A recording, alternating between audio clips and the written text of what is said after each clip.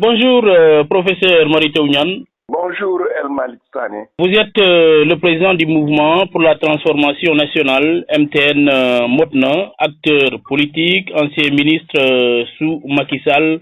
Sans surprise, la loi d'amnistie proposée par le chef de l'État vient comme lettre à la poste d'être votée par les députés à l'Assemblée nationale. Cela vous a-t-il surpris et quelles conséquences sur la démocratie sénégalaise de votre point de vue?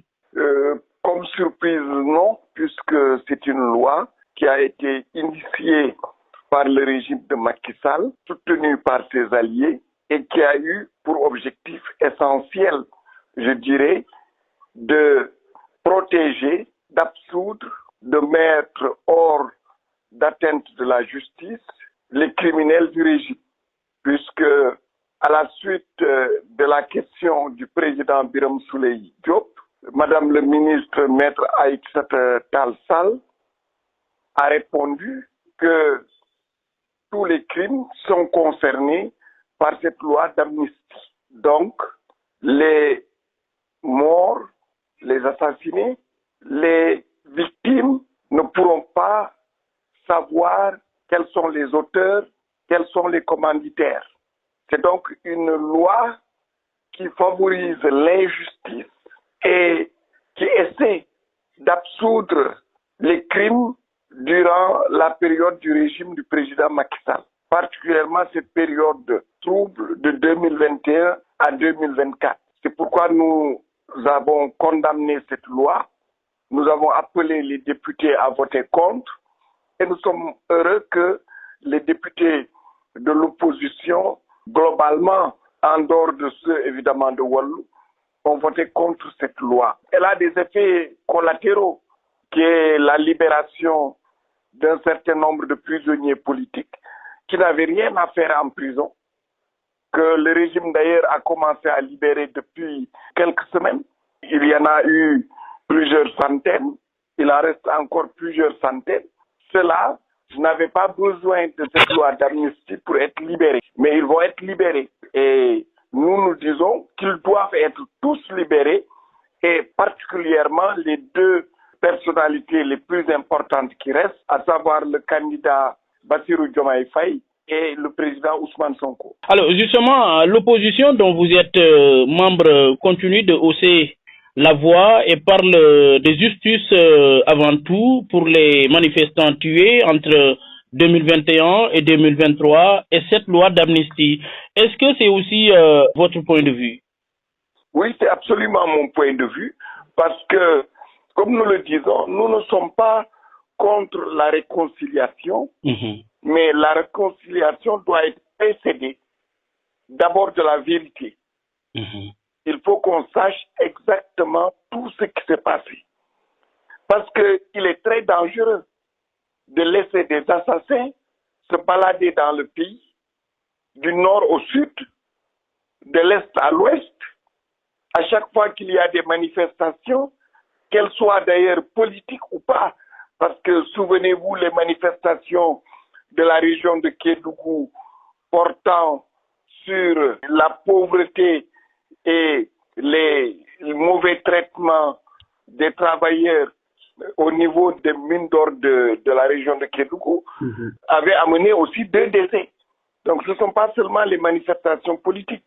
Donc nous voulons la vérité. Nous voulons qu'à la suite de la vérité qu'il y ait la justice. À la suite de la justice qu'il y ait la réparation.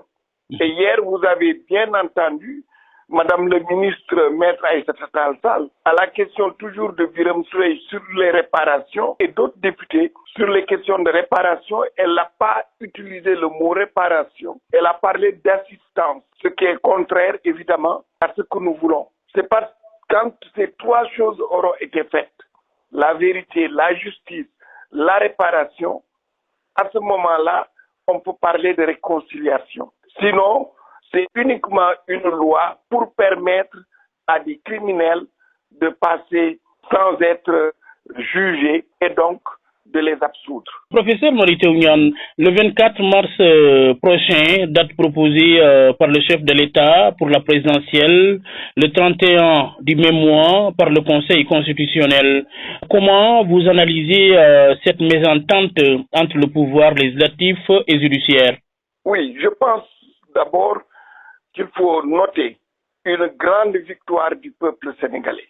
Parce que vous le savez, depuis le décret du président de la République, abrogeant le décret convoquant le corps électoral, tous les Sénégalais du Sénégal et de la diaspora sont mobilisés pour arrêter le président de la République dans ses coups d'État constitutionnels successifs, dans sa volonté de ne pas partir, dans sa volonté de ne pas organiser des élections et de prendre tous les moyens possibles pour y arriver. Le Conseil constitutionnel avait déjà pris des décisions le 15 février, intimant l'instruction au président de la République et aux autorités compétentes d'organiser dans les meilleurs délais, avant le 2 avril, puisque date de l'achèvement du mandat du président, les élections.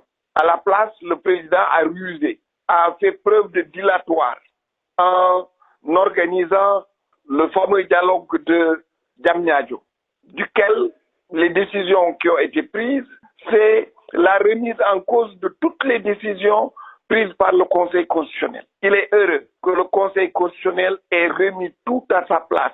Le processus électoral se poursuit avec les 19 candidats. 2, l'élection doit avoir lieu avant le 2 avril, au moins le premier tour. 3, le 2 avril, c'est le terminus. Macky Sall, quoi qu'il arrive, quitte le pouvoir et c'est le président de l'Assemblée nationale qui assure la suite, c'est-à-dire l'achèvement du processus électoral. Et le Conseil a pris soin de dire que même si le président, mettons, démissionnait, l'arrivée du président de l'Assemblée nationale ne changera en rien au processus électoral. Il ne pourra que le continuer. Maintenant qu'il y ait, le président a pris acte en convoquant le 24 mars, ce qui montre qu'il aurait pu, s'il n'avait pas traîné les pieds volontairement, nous organiser les élections des 2 tours avant le 2 avril. Ceci est éclatant. Le Conseil constitutionnel avait été aussi saisi par les candidats, 15 ou 16 candidats, pour l'inaction du président de la République. Et ils avaient demandé au Conseil constitutionnel de fixer une date et aussi de dire comment il résout la situation après le 2 avril, c'est-à-dire la fin du mandat du président. Le Conseil constitutionnel a réagi en disant que dans tous les cas, le mandat du président se termine le 2 et il s'en va, et qu'après le 2, c'est le président de l'Assemblée nationale qui prend la suite pour organiser les élections en achevant le processus électoral. Et ensuite, il a fixé une date, le 31 mars. Maintenant, il semblerait que le Conseil s'est aligné sur la date du 24 mars du président de la République. Ce qui nous économise des conflits. Parce que nous le savons, le président, il ne veut que créer des conflits. La sagesse du Conseil constitutionnel, je pense, a prévalu. Et que c'est aller à des élections, mais tout en veillant à ce qu'il ne les sabote pas. Ça, c'est essentiel. Qu'il ne les sabote pas pour l'organisation matérielle, qu'il ne les sabote pas pour la rétention des pièces, des cartes d'électeurs, les pièces d'identité, qu'il ne les sabote pas pour que tous les actes qui doivent être faits, à savoir l'enregistrement des représentants et des mandataires dans les bureaux et centres de vote, l'enregistrement des plénipotentiaires, l'organisation des émissions à la radio et à la télévision. Vous savez que les premiers enregistrements, ils avaient exclu Cheikh Tidiane Dièye et le mandataire de Bassirou Diomaye Faye, etc.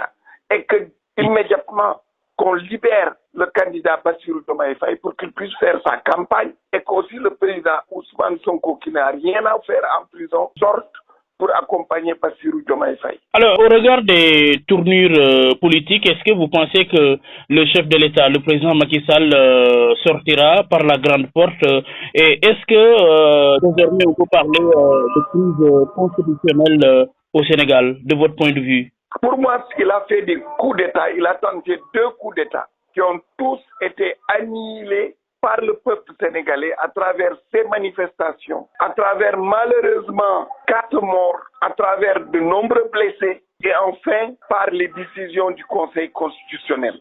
Les décisions du 15 février et les décisions d'hier. Le président ne sortira pas par la grande porte. C'est fini. Il aurait pu le faire quand il a déclaré qu'il ne sera pas candidat. Un boulevard lui était ouvert, malheureusement, par cupidité, par des tentations dictatoriales, par la volonté de protéger son régime et ses différents acteurs de toutes les malversations qui ont été commises. Il s'est agrippé au pouvoir. Il a violé plusieurs fois la Constitution. Il a usé de dilatoire. Aujourd'hui, il est au banc de la société, d'abord sénégalaise. Ce que les Wolofs disent, dañu ko jéppi. En même temps que dañu jéppi régime. Et au niveau international, tous les grands pays démocratiques l'ont mis en demeure d'organiser les élections telles qu'indiquées par la Constitution et les décisions du Conseil constitutionnel. Il a grillé ses cartes pour l'avenir et c'est malheureux. Un dictateur, il finit toujours comme ça. Professeur Mary Teuw Niane, Zik FM vous remercie.